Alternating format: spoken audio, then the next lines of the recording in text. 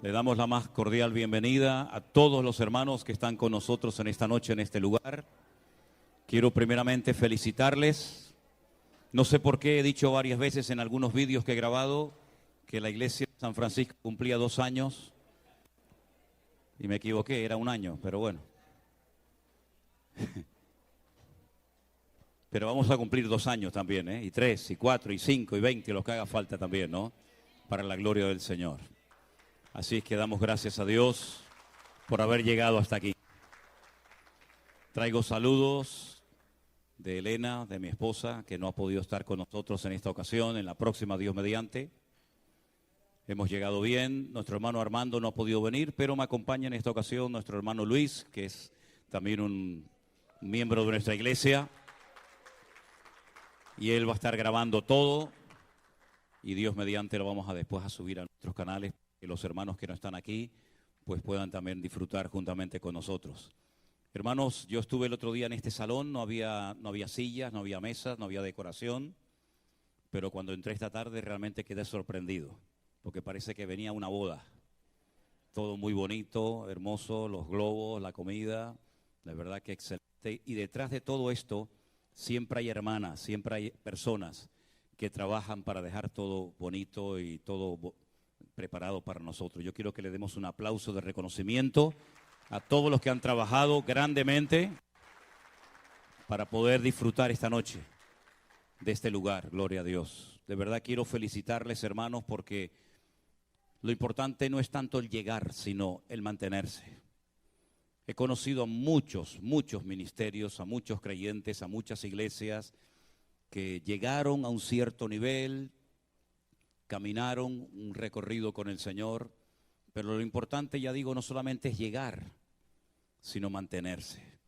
Y el poder cumplir 1 año con este sistema de trabajo que nosotros estamos haciendo no es fácil, porque la gente viene con unos esquemas, ¿verdad?, que son con los que se ha estado trabajando durante muchos años, pero nosotros trabajamos con unas formas, unos sistemas, unas tecnologías completamente diferentes.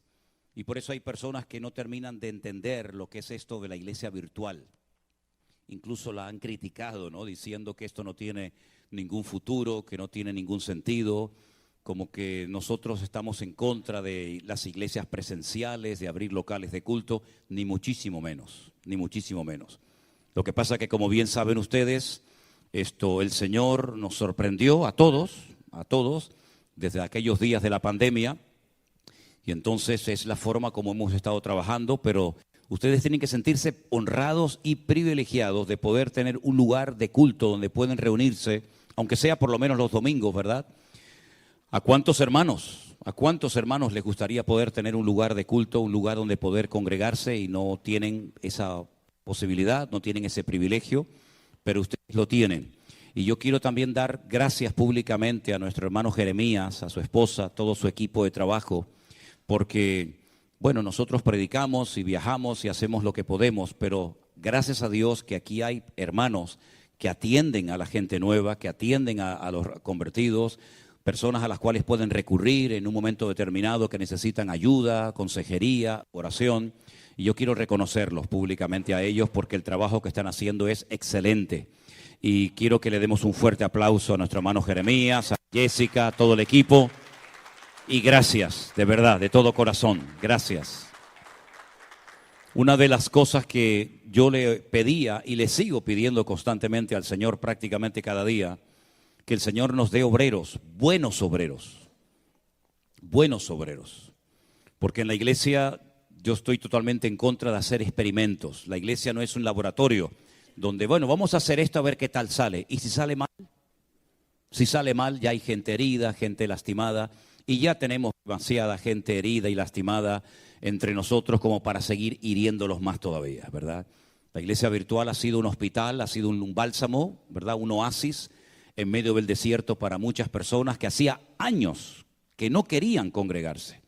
Tenemos casos de hermanos que han estado 10, 12, 15 y hasta 20 años sin pisar una iglesia evangélica, bueno, por distintos motivos, ¿verdad?, que todos sabemos.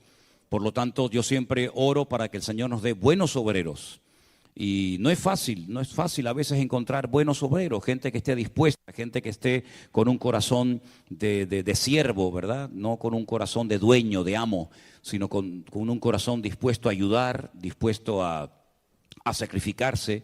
Porque estar en primera línea, hermanos, no es para mandar, no es para gobernar, no es para enseñorearnos de la grey, como dice la palabra, es para servir. Y el que no sirve, pues difícilmente va a poder soportar, porque en la obra del Señor, en nuestro mundo, en nuestro campo, digamos, cristiano evangélico, ustedes saben que nosotros somos muy particulares. Nosotros tenemos la tendencia siempre de ver siempre los defectos antes de las virtudes. Y usted sabe, hermano, no sé si aquí es igual, pero vengo de un país que todo se cuestiona, todo se critica, todo se analiza con lupa y puedes hacer 20 cosas buenas. Pero en el momento en el que hagas una pequeña equivocación, en el momento en el que hagas algo que no estaba tan bien, automáticamente todo el mundo se te tira encima. Y en la iglesia virtual no somos perfectos, ya lo sabemos, ¿no? Ya hemos llegado a esa conclusión hace tiempo, estamos aprendiendo, pero el Señor nos da cada día de su gracia y de su sabiduría para que todo esto siga funcionando y para que todo esto siga adelante. Y damos gracias al Señor porque la salud espiritual de la iglesia virtual, de nuestro ministerio, gracias al Señor, está muy bien. Podemos mejorar. Claro que podemos mejorar y se pueden hacer más cosas, por supuesto que sí. Pero estamos aprendiendo, yo estoy aprendiendo. Créame, yo llevo 41 años ininterrumpidos sirviendo al Señor a tiempo completo. Pero ha sido desde hace 3 años aproximadamente, el tiempo de la pandemia, cuando he comenzado a aprender más cosas que en toda mi vida. Y he aprendido a veces de errores, porque nadie me enseñó cómo se organiza todo esto de una iglesia virtual, con obreros que no conocemos de nada, que le damos un voto de confianza para que puedan atender iglesias a la distancia, sin estar uno, digamos, de una forma presencial. Pero damos gracias al Señor que Dios nos ha guardado. Prueba de ello es que esta obra ya ha cumplido 1 año, ¿verdad? Y bueno, seguro que algunas personas habrán dicho, bueno, se podía haber hecho esto, se podía haber hecho lo otro, gente que a lo mejor se ha sentido, digamos, ofendida, pero lo importante es que captemos lo que el Señor quiere para estos tiempos. Yo tengo una carga, un cierto, digamos, temor en mi corazón, y es que creo que muchos creyentes todavía no han aprendido la lección de lo que el Señor nos comenzó a enseñar hace 3 años cuando nos confinaron y nos metieron dentro de nuestros hogares durante mucho tiempo. El mundo ha vuelto otra vez igual, sigue la gente provocando a Dios, los gobiernos, los políticos siguen provocando a Dios. Parece como que no hemos aprendido nada. Cuando sucedieron las tragedias de las Torres Gemelas, dice que se llenaron un montón de iglesias, de gente orando, pidiendo perdón, buscando al Señor, y luego volvieron otra vez a lo mismo. En los días de la pandemia, en los días del confinamiento, exactamente igual. La gente comenzó a buscar a Dios, a leer la Biblia, había un temor que va a pasar en el mundo, se van a ver un montón de muertos, etcétera. Y había un cierto respeto, parece como que todo eso se ha ido diluyendo en muchas vidas. Y entonces ¿saben lo que va a ocurrir? Que van a tener que seguir viniendo cosas peores. Y van a venir cosas peores. Y la iglesia va a ser sacudida de una forma tremenda. Bueno, me imagino que todos ustedes son conscientes de lo que están sufriendo, por ejemplo, en este momento, nuestros hermanos en Haití, donde sabemos que hay hermanos que han tenido que salir corriendo, dejando atrás todo, su casa, sus muebles, sus recuerdos. Las pandillas le han dado en algunos casos 48, en otros casos 72 horas a los miembros de iglesias, a personas de una ciudad, de un barrio, y si no se marchaban, los mataban. Y está pasando muy cerca de aquí de donde estamos nosotros. Y tarde o temprano la iglesia, si no aprende a humillarse y a buscar al Señor y a dejarnos de perder el tiempo en tonterías, la iglesia va a volver otra vez a ser sacudida, ¿verdad? Y por eso tenemos que aprovechar el tiempo, hermanos. Algunos de ustedes ya tienen en su corazón hace años el deseo de servir al Señor. Pues hermano, no siga dilatando ese deseo y ese anhelo en su corazón. Pídale al Señor que le abra puertas, porque la vida pasa volando, ¿saben? La vida, cuando uno se da cuenta, miras para atrás y dices, Dios mío, se me han ido 40, 50, 60, 70 años de mi vida. Y toda mi vida ha sido trabajar y trabajar y trabajar y comprar y pagar deudas. ¿Y para ti qué he hecho, Señor? Y yo sé que no es fácil que las personas se animen y se levanten para servir al Señor, Pero yo animo a todos y a cada uno de ustedes a que no pierdan el tiempo. Yo sé que hay que trabajar, yo sé que hay deudas que pagar, yo sé que hay hijos, yo sé que hay familias, hay universidades, hay muchas cosas. Pero lo más importante de todo es que el Señor sea lo primero en nuestra vida. Y si no tenemos tiempo para otras cosas, no pasa nada. Pero qué triste cuando me encuentro a creyentes que me dicen, pastor, es que yo no tengo tiempo para estudiar y leer la Biblia. Usted sabe lo que me está diciendo, hermano.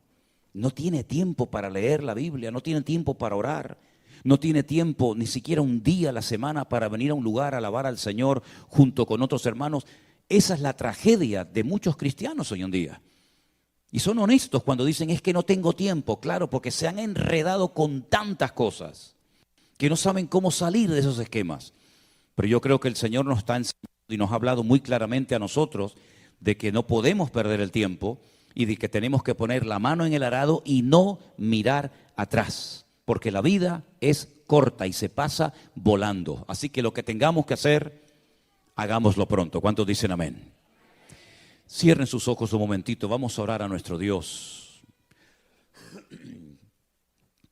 Entiendo que hoy es una reunión única y exclusivamente para los miembros de nuestra iglesia aquí en San Francisco y otros hermanos que han venido como nuestro hermano Pablo, nuestro hermano Ali, nuestro hermano Gregorio y otros que han venido, ¿verdad?, de otras partes. Pero queremos que en esta tarde el Señor hable a nuestras vidas y nos ministre y podamos salir de aquí diciendo, hoy el Señor me habló.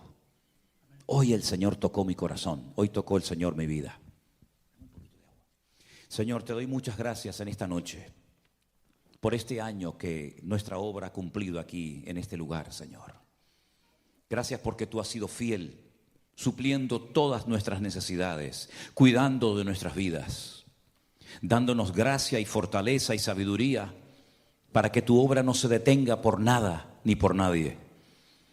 Pedimos, Señor, que en este momento aquí reunidos en torno a tu palabra, tú nos hables, Señor, y podamos salir en esta noche diciendo, hoy mi Señor habló a mi corazón para poder seguir adelante, corriendo con paciencia la carrera, peleando la buena batalla y manteniendo la fe. Ayúdanos, Señor, a servirte, a honrarte y a no quitar nunca nuestra mirada y nuestra confianza de ti. Gracias, Señor. Te lo pedimos todo en el nombre bendito de Jesús. Amén y amén. El libro más antiguo de la Biblia, de los 66 que tenemos, el más antiguo es el libro de Job. Gracias, hermano. Sabemos que nuestras Biblias no están en un orden cronológico. Incluso sabemos que internamente hay libros, por ejemplo, lo pueden notar si ustedes leen el libro de Primera de Samuel, que ni siquiera hay libros que están ordenados interiormente. A la Biblia le pasa exactamente lo mismo. La Biblia empieza por el libro del Génesis, hablándonos de personajes como por ejemplo Abraham, Moisés, Jacob, Isaac. Pero sin embargo el libro del Génesis, por lo que relata sí, pero no es el libro más antiguo de la Biblia. El libro más antiguo de la Biblia y el personaje más antiguo de la Escritura es el libro del Job. Es un libro muy interesante. Es un libro donde vamos a ver en esta noche, con ayuda del Señor, cosas que no tenemos que olvidar nunca en nuestra vida. En el capítulo 1 voy a estar leyendo algunos versículos y después vamos a estar compartiendo grandes y profundas enseñanzas de este extraordinario libro. El capítulo 1 comienza diciéndonos lo siguiente. Hubo en la tierra de Uz un varón llamado Job. Este era un hombre perfecto. Si le choca la palabra perfecto, ponga la palabra completo, que es la palabra que realmente debería haberse traducido. Un hombre que era completo, era recto delante de Dios, temeroso de Dios, apartado del mal. Le habían nacido 7 hijos y 3 hijas, en total 10. Su hacienda, su patrimonio, consistía en 7,000 ovejas, 3,000 camellos, 500 yuntas de bueyes, 500 asnas y muchísimos criados. Y era aquel varón más grande que todos los orientales. Iban sus hijos y hacían banquetes en sus casas, cada uno en su día, y enviaban a llamar a sus 3 hermanas para que comiesen y bebiesen con ellos. Y acontecía que habiendo pasado el turno los días del convite, Job enviaba y los santificaba. Y se levantaba de mañana y ofrecía holocaustos conforme al número de todos ellos, porque Job decía: quizás habrán pecado mis hijos y habrán blasfemado contra Dios en sus corazones. De esta manera hacía todos los días. Un día, versículo 6, vinieron a presentarse delante del Señor los hijos de Dios. Aclaramos que en este capítulo, como en otros, el término hijos de Dios no se refiere a personas que recibieron en sus corazones a Cristo o al Señor en sus vidas, como por ejemplo sería hoy en día. En aquel tiempo a los ángeles se les llamaba hijos de Dios. Benei Elohim es el término que dice en el texto original. Vinieron a presentarse los hijos de Dios o los ángeles, entre los cuales vino también Satanás. Y le dijo el Señor a Satanás: ¿de dónde vienes? Y él le respondió: de rodear la tierra y de andar por ella. El Señor le dijo a Satanás: ¿no has considerado a mi siervo Job, que no hay otro como él en la tierra, varón perfecto y recto, temeroso de Dios y apartado del mal? Respondiendo Satanás al Señor le dijo: ¿acaso teme Job a Dios de balde? Escuchen bien lo que le dice Satanás a Dios. ¿No le has cercado alrededor a él y a su casa y a todo lo que tiene? Al trabajo de sus manos has dado bendición, por tanto sus bienes han aumentado sobre la tierra. Pero extiende ahora tu mano y toca todo lo que tiene, y verás si no blasfema contra ti en tu misma presencia. El Señor le dijo a Satanás: he aquí, todo lo que tiene está en tu mano, solamente no pongas tu mano sobre él. Y salió Satanás de delante de la presencia de Dios. ¿Cuántos dicen amén? Es un libro que contiene algunos misterios, ¿no? Cómo Satanás, a pesar de que ya había sido expulsado de la presencia, del entorno de la presencia del Señor, todavía tenía acceso a hablar con Dios en momentos puntuales. Satanás es un ser que no tiene la capacidad de estar en todas partes al mismo tiempo. Solamente Dios puede estar en todas partes al mismo tiempo, y ese atributo se conoce como omnipresencia. Satanás no puede estar aquí y en Europa al mismo tiempo. No puede estar aquí y en África al mismo tiempo. Solamente puede estar en un solo lugar, porque no es un ser omnipresente. Tampoco puede hacer todo lo que quiera, porque el único que tiene todo el poder y no conoce ningún tipo de limitaciones, ni de tiempo, ni de espacio, ni de ninguna otra índole, es nuestro Dios. Por eso otro atributo típico de Dios es la omnipotencia. Y tampoco Satanás sabe todas las cosas. Él tiene que ir obteniendo información a través de pinceladas que Dios da, y por eso el único que lo sabe todo es Dios, y por eso es también omnisciente.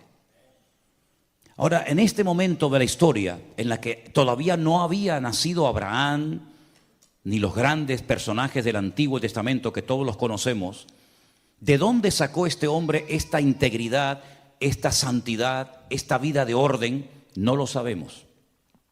Lo que sí sabemos es que Dios presumía de Job. Lo que sí sabemos es que Job fue un referente en su tiempo, en su generación. No pasaba ante los ojos de Dios desapercibida la vida de Job. No era uno más, sino que Dios incluso le dijo a Satanás: y tú que rodeas la tierra constantemente, ¿no te has percatado, no te has dado cuenta de que hay un hombre en la tierra de Uz que es diferente a todos los seres humanos? Es un hombre recto, es un hombre que me teme, que me respeta, es un hombre que me honra, un hombre que me bendice, es un hombre cabal, un hombre en una santidad extraordinaria. ¿No te has dado cuenta de él? Y Satanás dijo: sí, yo me he dado cuenta de él. Porque hay personas que le molestan a Satanás. Porque hay personas que Satanás sabe perfectamente que son diferentes a otros. Siempre a lo largo de la historia ha habido maldad, ha habido corrupción. pero siempre también ha habido personas que han destacado espiritualmente hablando por encima de otras. Tenemos el caso de Job, tenemos el caso también de José en Egipto, tenemos el caso de Daniel en Babilonia, tenemos el ejemplo de Abraham y tenemos tantos y tantos personajes que no se dejaron llevar por la corriente del mundo.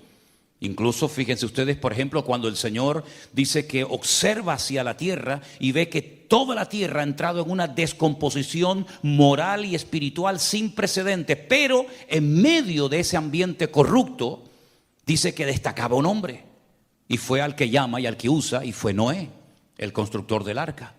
En esta ocasión, Job era un hombre diferente, y no solamente él, sino toda la familia de Job eran personas diferentes. Sus 10 hijos, los 7 varones y las 3 hembras, había armonía entre ellos, no eran hermanos peleados, no estaban enfrentados, no discutían, no peleaban, sino que había una alegría constante y permanente. Un día uno invitaba al otro, el otro invitaba a este hermano, y había constantemente alegría. Y todo esto Satanás lo sabía. Pero cuando el Señor le dice a Satanás: te has fijado en Job, ¿verdad? Cómo es diferente, cómo es un hombre próspero, un hombre bendecido. Satanás le dice: claro, pero ¿cómo no lo va a hacer si tú lo tienes cercado? Tú le has puesto una protección sobrenatural que a mí me impide tocarlo, que a mí me impide afectar su estabilidad física, moral o espiritual. Pero quítale esa protección para que veas cómo él es como los demás. Incluso se va a atrever a blasfemar tu propio nombre. El Señor estaba tan seguro de Job que le dio el permiso a Satanás, para que él se convenciera a sí mismo que por mucha protección que tuviera Job y que prescindiera de ella, Job iba a mantener su integridad. Job se acostó rico y se levantó pobre. Job se levantó un día sin ningún hijo, pero el día anterior los tenía todos. Job se acostó sano y al día siguiente se levantó enfermo. Todo le cambió en pocas horas, en pocos días a este hombre. Perdió a sus 10 hijos, perdió su matrimonio, perdió su salud, perdió miles de camellos, miles de bueyes, miles de ovejas, miles de asnas. Todos los criados los perdió, sus propiedades desaparecieron, pero nunca blasfemó contra Dios. Ahora, si nos damos cuenta en el libro de Job, hay cosas que a mí personalmente me llaman mucho la atención. Porque la pregunta que salta cuando leemos las páginas de Job es: ¿por qué Dios permitió que sufriera tanto este hombre?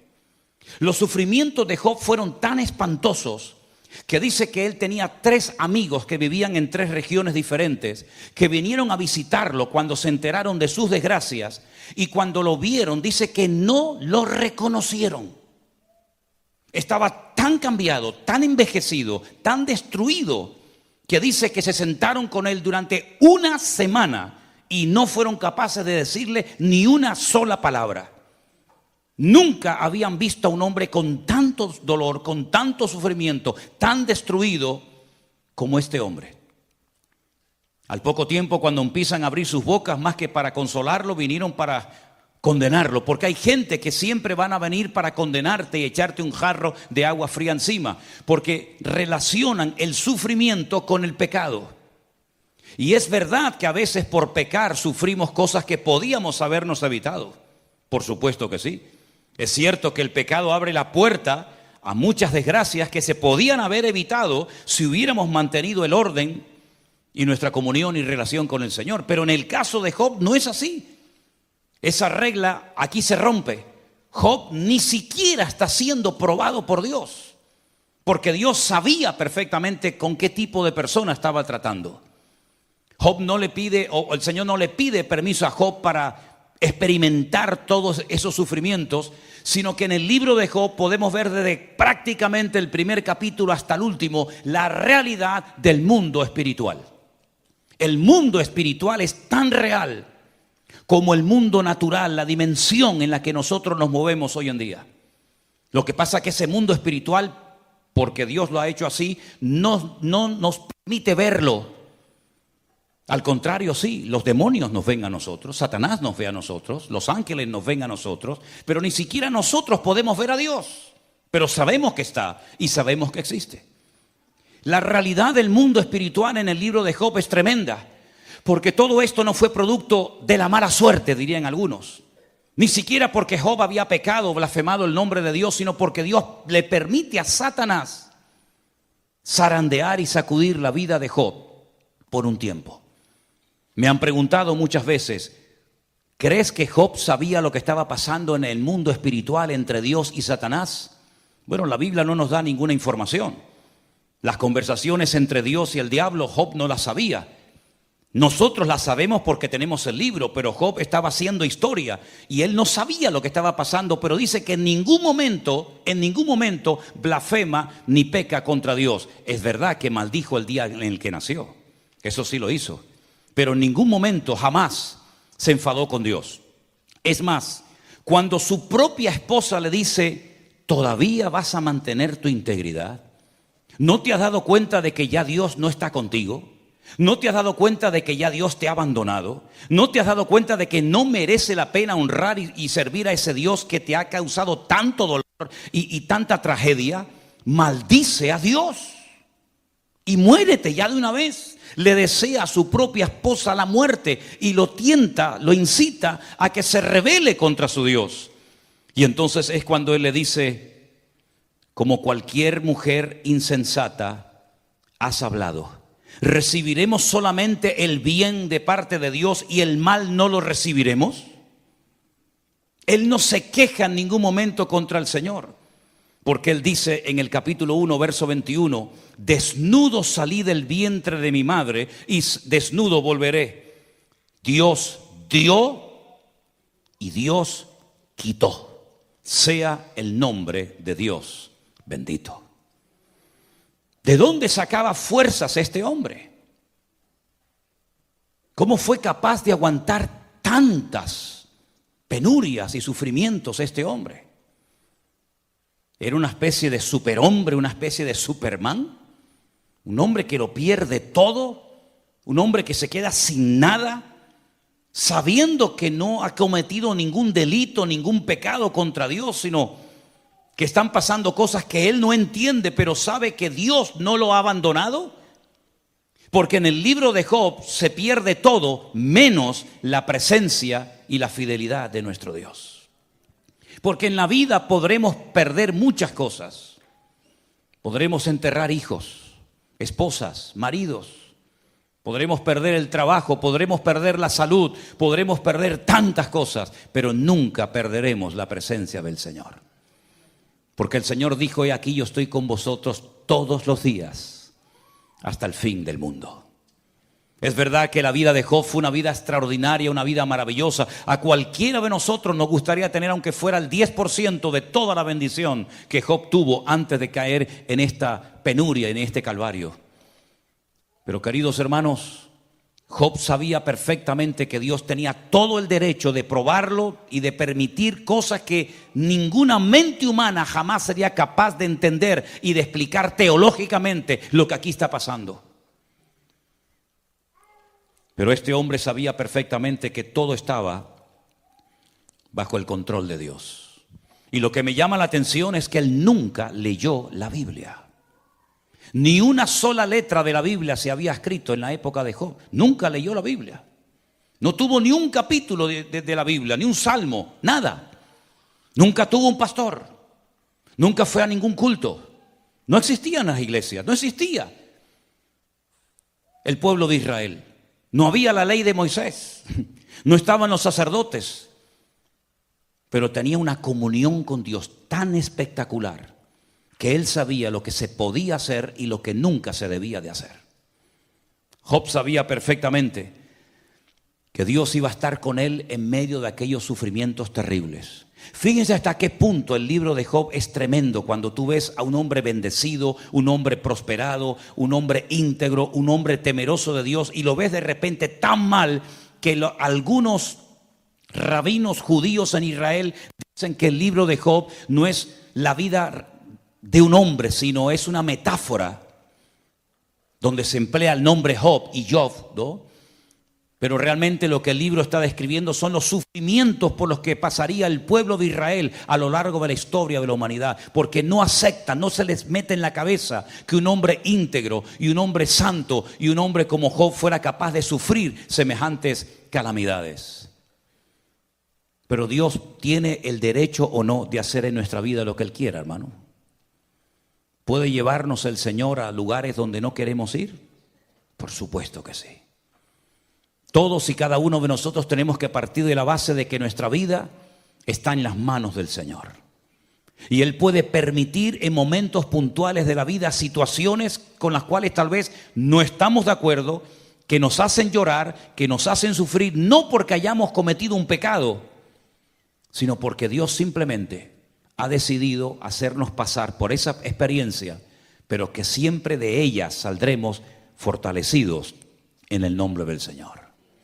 Job llegó a decir un día esa famosa frase que tantas veces la hemos dicho: aunque mi Dios me mate, lo seguiré adorando, porque yo sé que mi Redentor está vivo.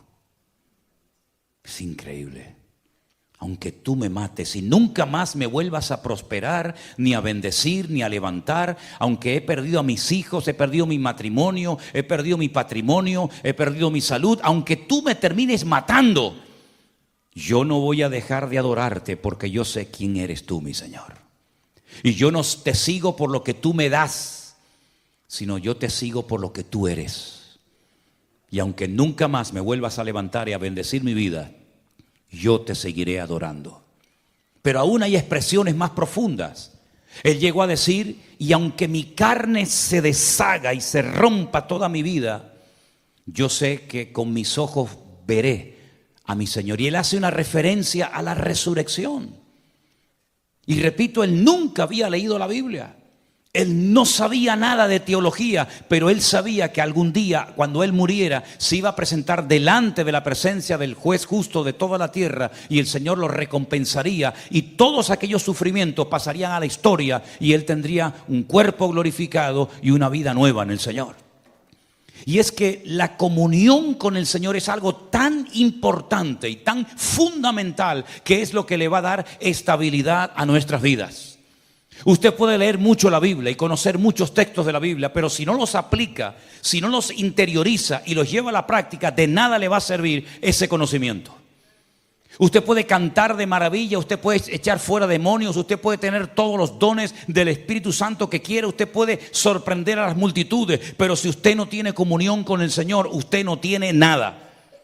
Es más, el Señor Jesucristo dijo que en aquel día, hablando del juicio en los últimos tiempos, muchos se presentarían delante de Él, presentando sus grandes currículum, presentando sus grandes testimonios, diciendo: en tu nombre siempre yo hice maravillas, eché fuera demonios, levanté muertos, hice esto, profetizamos por aquí, predicamos por allá. Y el Señor dice: apartaos de mí, hacedores de maldad, porque nunca os conocí.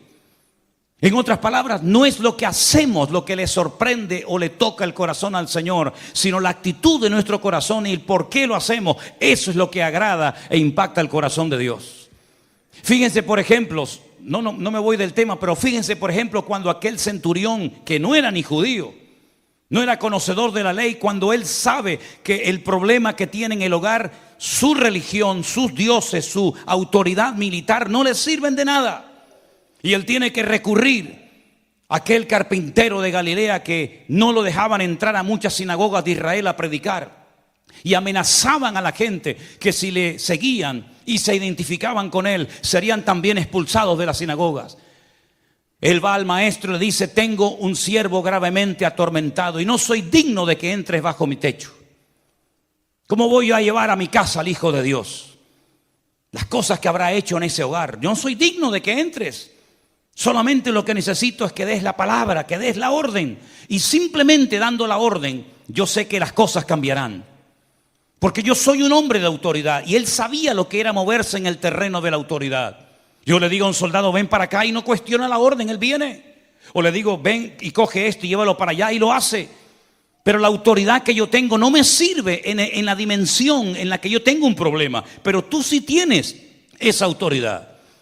Solamente da la palabra, da la orden, y mi criado sanará. Y el Señor dijo, en todo Israel no he encontrado a nadie que tenga tanta fe como este hombre. A un centurión romano, no a un judío, sino a un gentil, lo alaba públicamente por la tremenda fe que tenía y por el concepto de autoridad tan claro. Y sin embargo, a un discípulo un día le dijo, hombre de poca fe, ¿por qué dudaste? Es la comunión y la relación con el Señor lo que a ti te va a mantener firme todos los días hasta que el Señor venga a buscarte. No es la Biblia que tienes allí en la estantería de tu casa, no son las canciones que has compuesto, no es lo que haces, sino cómo está tu corazón alineado con el Señor. Mire, grandes personajes de la Biblia, igual que Job, nunca leyeron la Biblia, nunca fueron a un culto, nunca se bautizaron, nunca hablaron en lenguas, nunca pagaron diezmos, nunca pagaron ofrenda. Sin embargo, ellos sabían en todo momento cómo comportarse y cómo marcar una diferencia. Miren, por ejemplo, a José. José dice,